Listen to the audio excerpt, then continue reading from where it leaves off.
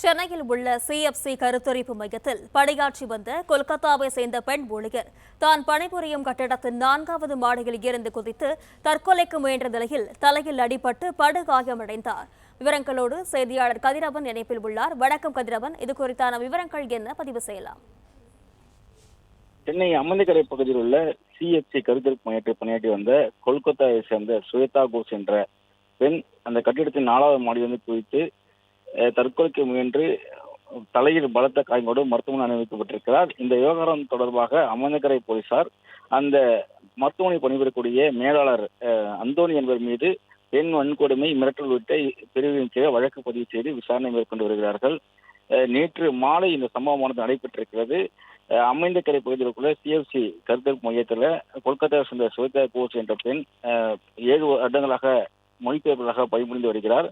நேற்று மாலை திடீரென அந்த மாடியிலிருந்து குதித்து தற்கொலைக்கு முயன்றிருக்கிறார். அவரை மீட்டு MGM மருத்துவமனையில் சிகிச்சைக்காக அனுமதிக்கப்பட்டிருக்கிறார். தொடர் சிகிச்சைக்கு அளிக்கப்பட்டிருக்கிறது. ஆபத்தான நிலை இருப்பதாகவும் தெரிவிக்கப்பட்டிருக்கிறது. அம்மந்திக்கரை போலீசார் விசாரணை மேற்கொண்டதில் இவர் 7 வருடங்களாக இந்த பணியாற்றி வருவதாகவும் செயற்கை கருத்தரிப்பு மூலமாக குழந்தை பிறப்புக்காக வெளிநாடுகள், வெளி மாநிலங்கள் வரக்கூடிய இந்த நோயாளிகளுக்கு இவர் மொழிபெயர்ப்பாளராக பணியாற்றி வந்ததும் இந்த மருத்துவ செலவுகள் குறித்து கவுன்சிலிங் வழங்கி வந்ததாகவும் மருத்துவ தொடர்பான ஆலோசனை வழங்கி வந்ததாகவும் தெரிவிக்கப்பட்டிருக்கிறது.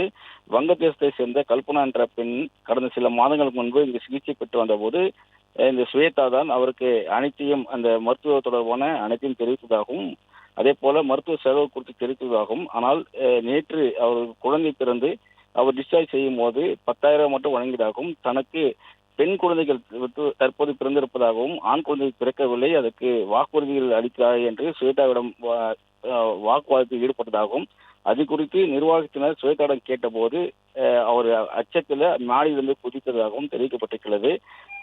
சிகிச்சைக்கான பணத்தை கல்பனா கொடுக்க மறுத்தது தொடர்பாக மருத்துவமனை நிர்வாகம் ஸ்வேதாவை டார்ச்சர் செய்ததாகவும், குறிப்பாக இந்த அந்தோணி என்ற மனிதவள மேலாளர் அவரிடம் டார்ச்சர் செய்ததாகவும், அதனால் அவர் குதித்ததாகவும் போலீசார் தரப்புல தெரிவிக்கப்பட்டு அதன் அடிப்படையில் பெண் வன்கொடுமை, மிரட்டல் உள்ளிட்ட பிரிவின் வழக்கு பதிவு செய்திருப்பதாகவும் தொடர் விசாரணை நடைபெற்று வருவதாகவும் தெரிவிக்கப்பட்டிருக்கிறது. ஆபத்தான நிலையில ஸ்வேதா கோஷ் தற்போது இருப்பதாகவும் போலீசார் தரப்புல தெரிவிக்கப்பட்டிருக்கிறது.